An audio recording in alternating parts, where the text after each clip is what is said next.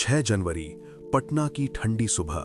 कोहरे की हल्की चादर शहर पर तनी हुई थी, लेकिन शंभू गर्ल्स हॉस्टल के तीसरे फ्लोर के एक कमरे के अंदर जो हुआ, उसने उस सन्नाटे को हमेशा के लिए तोड़ दिया।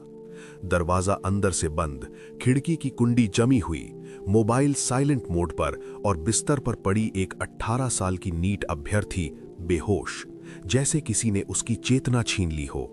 5 दिन, 5 लंबी रातें, अस्पतालों की तेज रोशनी, मॉनिटर की लगातार बीप, डॉक्टरों के गंभीर चेहरे, परिवार की कांपती दुआएं और 11 जनवरी की दोपहर, एक सपना हमेशा के लिए बुझ गया। शुरुआत में कहा गया आत्महत्या, फिर आई पोस्टमार्टम रिपोर्ट और हर चीज उलट गई। उसने पूरे बिहार को झकझोर कर रख दिया। सवालों का तूफान उठा। क्या यह सुसाइड था या सचमुच एक सुनियोजित अपराध? आज हम इस पूरे मामले की गहराई में उतरेंगे। समय रेखा, मेडिकल तथ्यों, पुलिस की जांच, परिवार के आरोप और उन अनुत्तरित सवालों के साथ जो अब भी जवाब मांग रहे हैं।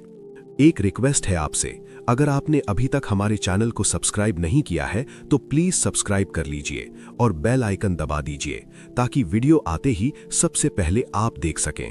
प्लीज सपोर्ट कीजिए क्योंकि वीडियो बनाने में बहुत मेहनत लगता है। चलिए शुरू करते हैं। पटना, जहां हर गली में कोचिंग की होर्डिंग्स हैं, हर मोड़ पर सपनों का बोझ लिए छात्र चलते दिखते हैं, उसी शहर में वो लड़की अपने बड़े सपने के साथ आई थी। गांव से निकलकर शहर तक की उसकी यात्रा आसान नहीं थी।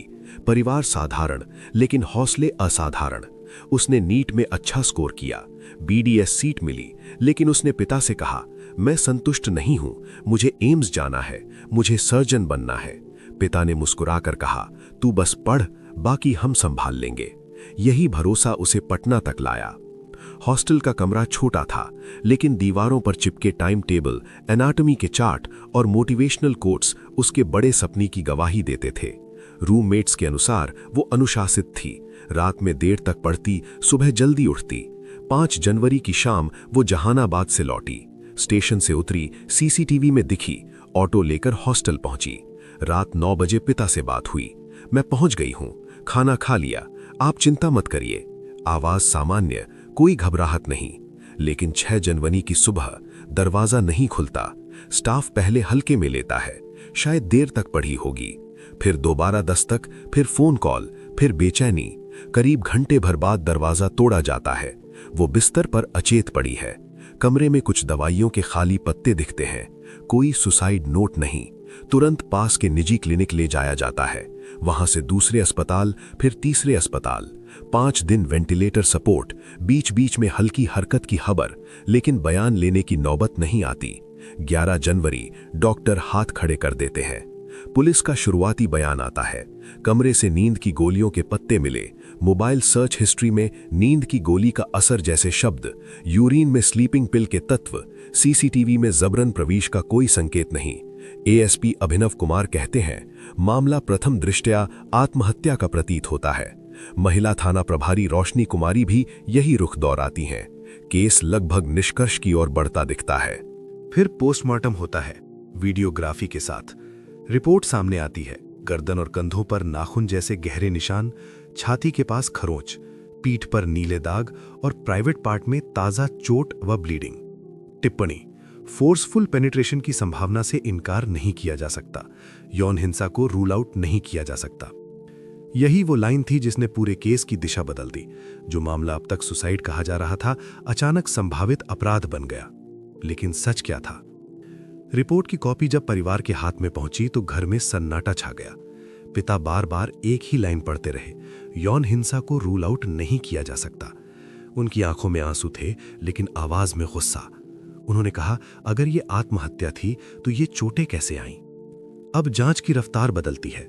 पुलिस कहती है 2 मेडिकल रिपोर्ट में अंतर है, इसलिए विस्तृत राय ली जाएगी। एसआईटी गठित होती है, लेकिन परिवार का आरोप और तीखा हो जाता है। जब वो जिंदा थी तब बयान क्यों नहीं लिया? क्या उसे होश में आने का मौका नहीं दिया गया? हमें मिलने से क्यों रोका गया? अस्पताल की भूमिका पर सवाल उठते हैं। कौन कौन डॉक्टर ड्यूटी पर थे?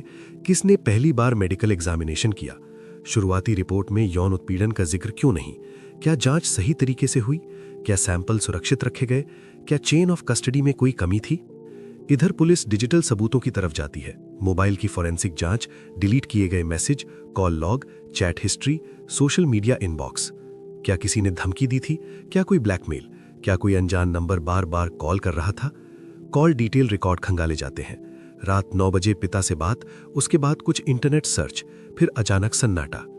सीसीटीवी फुटेज, स्टेशन से हॉस्टल तक सब सामान्य, लेकिन क्या हॉस्टल के अंदर हर कोना कैमरे में था? क्या कोई ब्लाइंड स्पॉट? क्या कोई ऐसा रास्ता जो रिकॉर्ड में न हो? पुलिस कहती है जबरन एंट्री का कोई संकेत नहीं। परिवार पूछता है अगर सब अंदर से बंद था तो क्या कोई पहले से कमरे में था? कमरे की फोरेंसिक जांच, बिस्तर की चादर, तकिया, पानी का गिलास, दवा के पत्ते, दरवाजे की कुंडी, खिड़की की ग्रिल। क्या उंगलियों के निशान मिले? क्या डीएनए सैंपल उठाए गए? एफएसएल टीम के पहुंचने में देरी क्यों हुई, ये भी बहस का मुद्दा बनता है।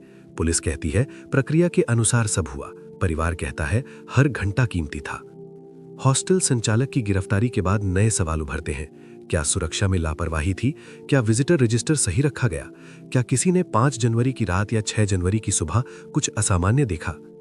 स्टाफ से लंबी पूछताछ होती है। कुछ बयान मेल खाते हैं, कुछ में हल्का विरोधाभास।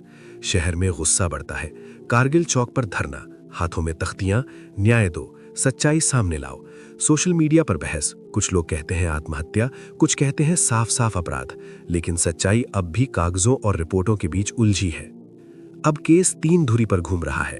पहली डिजिटल कहानी, mobile search, call record, CCTV. दूसरी मेडिकल कहानी, स्लीपिंग पिल के तत्व, शरीर पर चोटें, पोस्टमार्टम की टिप्पणी। तीसरी परिस्थितिजन्य कहानी, बंद कमरा, फोरेंसिक टाइमलाइन, अस्पताल की भूमिका। तीनों कहानियां एक दूसरे से टकराती हैं और बीच में खड़ा है एक सवाल, सच कौन सा है? कल्पना कीजिए वो कमरा, टेबल पर खुली बायोलॉजी की किताब, दीवार पर एम्स का कटआउट, आधा लिखा हुआ नोट, पानी का गिलास और खामोशी। क्या उसने खुद गोलियां ली? अगर हां तो शरीर पर संघर्ष के निशान क्यों? अगर अपराध हुआ तो प्रवेश कैसे? क्या कोई जान पहचान वाला? क्या पहले से विश्वास में लिया गया? क्या नशीला पदार्थ पहले दिया गया? समय बीत रहा है। एम्स की विस्तृत रिपोर्ट का इंतजार है। पोस्टमार्टम की वीडियोग्राफी सुरक्षित बताई जा रही है। एसआईटी हर एंगल से जांच का दावा कर रही है। परिवार हाई कोर्ट जाने की तैयारी में है। पिता कहते हैं मेरी बेटी मजबूत थी, वो आखिरी सांस तक लड़ती। मां की आवाज कांपती है, हमें सच चाहिए, बस सच। अब पूरा बिहार देख रहा है। क्या डिजिटल सबूत अंतिम सच्चाई बताएंगे? क्या मेडिकल रिपोर्ट निर्णायक होगी?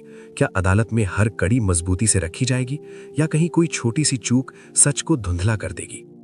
11 जनवरी को उसकी सांसें थम गईं, लेकिन सवाल जिंदा है।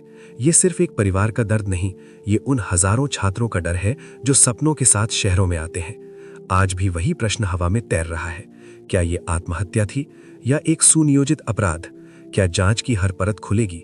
क्या न्याय समय पर मिलेगा? जांच जारी है, रिपोर्ट का इंतजार है, अदालत का दरवाजा खुलने वाला है और सच अभी भी पर्दे के पीछे खड़ा है। क्या उस बेटी को न्याय मिलेगा या नहीं? कमेंट में अपनी राय जरूर दें। अगर ये कहानी आपको सोचने पर मजबूर कर गई हो तो वीडियो को लाइक करें और इसी तरह की सच्ची क्राइम स्टोरी सुनने के लिए चैनल को सब्सक्राइब करें। फिर मिलेंगे एक नई कहानी के साथ, जहां सवाल भी होंगे और सच की तलाश